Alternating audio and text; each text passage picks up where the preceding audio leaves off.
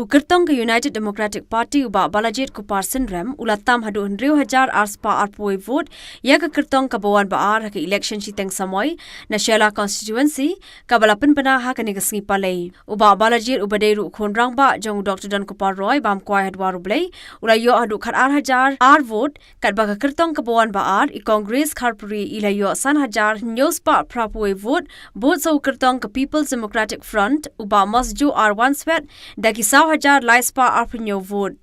Nalor kini ukertong ubawan basau de jong Congress uba banting shan ringa ublayo 6,000 nyospa khatsan vote ukertong ke BJP ba Joshua Wajri dah nyospa saupu ar vote kertong Shimet ba Komen Lightman dah sauspa saupu sau vote kat ba ke nota pat dah shispa prapu pra vote. Dah ketiga jingjob uba Balajit ula thau history ru Hashala constituency namara da khain lang ki vote ki bok pa jong u utam habaro ki nyo sien ba ujob komu MLA. I Shri Lukor Kanjing, returning officer for the 26th Shela ST Assembly constituency in the state of Meghalaya, hereby certify that I have on the 24th day of October 2019 declared Shri Balajit Kupar Sinrem of Jammu Shela village, East Khasi Hills, sponsored by the United Democratic Party, to have been duly elected by the said constituency in the by-election to be a member of the Legislative Assembly, and that in token thereof, I have granted to him the certificate of election.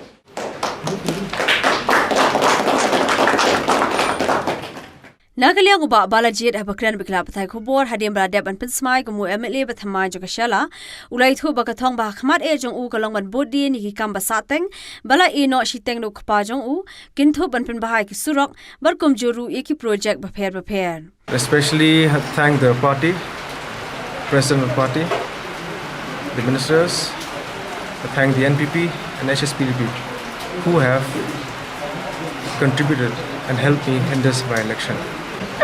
See the people's hard work, the UDP circles from each zone, they have really contributed to my victory.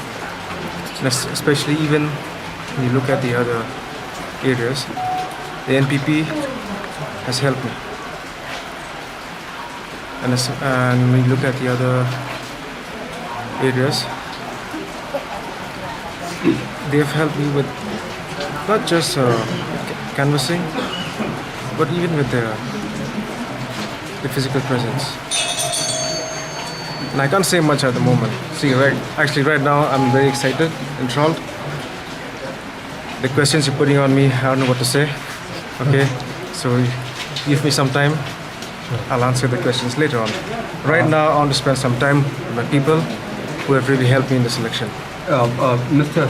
Sinrem, this one question I would like to pose before you. Your father has own legacy in this very constituency, and you're elected to.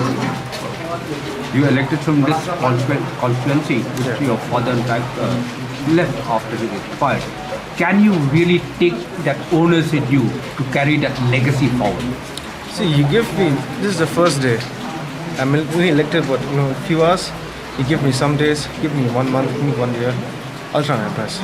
And I pray and hope that with all the support I'm getting at the moment, I will continue and try to do whatever my father's left me. That's all I can say at the moment.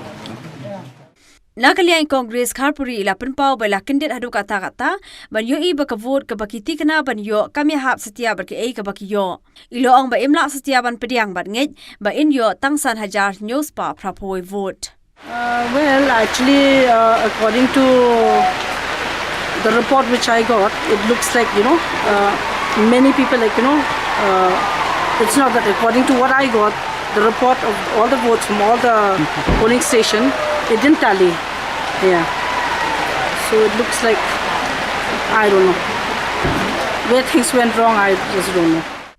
Kumban chipun kan mau u Dr. Dan Kupar Roy ula klat kendit no how naitung mentagasnam bar kumda na kaliang kaseng bar kibahayeng kila minjur bo ba Balajit un mi pli no ban beteng ikakam kabla ino kendit do khpa jong u.